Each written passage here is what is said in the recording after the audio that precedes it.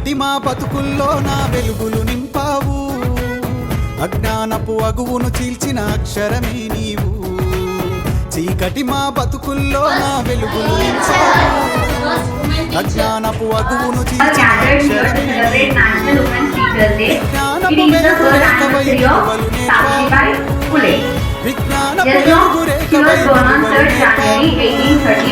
అనువాదపు మకిలీపై ధిక్కార స్వరము నీవు.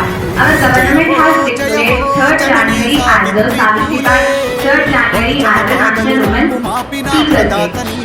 She was the first woman who helped to set up first school for the girls in India. And also she was the first female teacher and she opened first school for girls in India with the help of her husband Jyotirao Phule today. So I request all of you to take her as an inspiration and to focus on your goals and towards your career and to get. So let us give a great salute to a great woman, Savitribai Maheshwara Guru Sakshat Param Brahma Tasmai Shri Gurave Namaः. आपको पता है ना गुरु सबसे कुछ भी नहीं है, बिना गुरु हमें कुछ भी प्राप्त नहीं कर सकते, हमें कुछ भी नहीं मिलता. जैसे कि your mother is your first गुरु है ना, माँ कैसे होता है फर्स्ट गुरु. माँ एजुकेट हुए तो क्या होता है आप सबको भी पढ़ा सकती है ना. ऐसे सावित्रीबाई फुले ने महिला को एजुकेट करके टीचर बनाए, जैसे कि उन्होंने सीख सकते हैं कुछ दूसरे को पढ़ा सकते हैं, ऐसे ही अपने परिवार के साथ साथ देश का भी परिवर्तन कर सकते हैं. ऐसे ही इन्हें महान महिला के लिए हम सब प्रार्थना करते हैं, जीना रहते हैं, जिंदा रहते हैं. Thank you.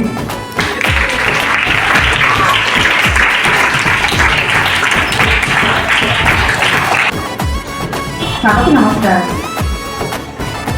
భారతదేశంలో ప్రముఖ సంఘ సంస్కర్తల్లో సావిత్రిబాయి ఫూలే ఆమె దేశంలో తొలి ఆదర్శ మహిళా ఉపాధ్యాయుని.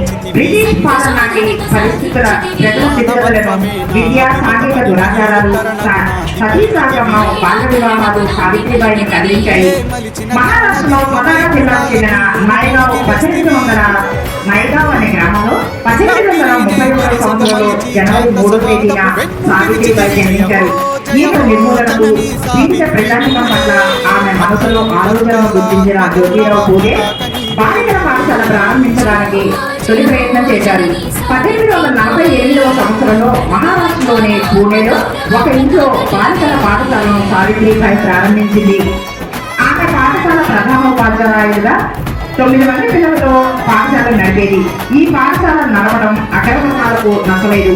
దీంతో సావిత్రిబాయిపై వేధింపులకు, భౌతిక దాడులకు పూనుకున్నారు. పాఠశాలకు నడిచే దారిలో ఆమెపై బురద చల్లడం, రాళ్ళు విసరడం, అసభ్య పదజాలాన్ని వాడటం వంటి పనులు చేసేవారు.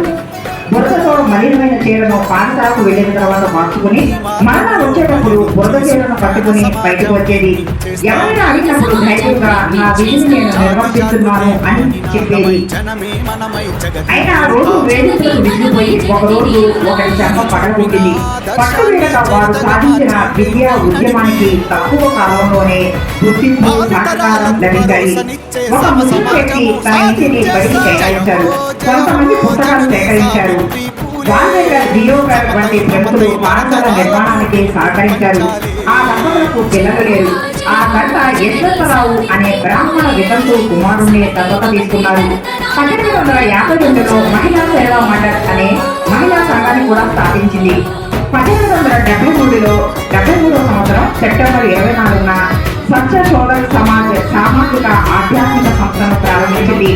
ఆమెకు అప్పటి వయసు 18 సంవత్సరాలు మాత్రమే. వారి జీవితకాలంలో మొత్తం 52 పాఠశాలను ప్రారంభించారు. 97వ సంవత్సరంలో సంభవించిన తీవ్ర కరువు, ప్లేగు వ్యాధి మహారాష్ట్ర జనజీవనాన్ని అతలాకుతలం చేసింది. చివరకు ఆ ప్లేగు వ్యాధి ఆమె బాలిక శాపంగా మారి ఆమెకు ప్లేగు వ్యాధిలోకి మాట్లాడుతున్న విజ్ఞానపు వెలుగు రేఖవై విలువలు నేర్పావు, విజ్ఞానపు వెలుగు రేఖవై విలువలు నేర్పావు. అనువాదపు మకిలీపై ధిక్కార స్వరము నీవు.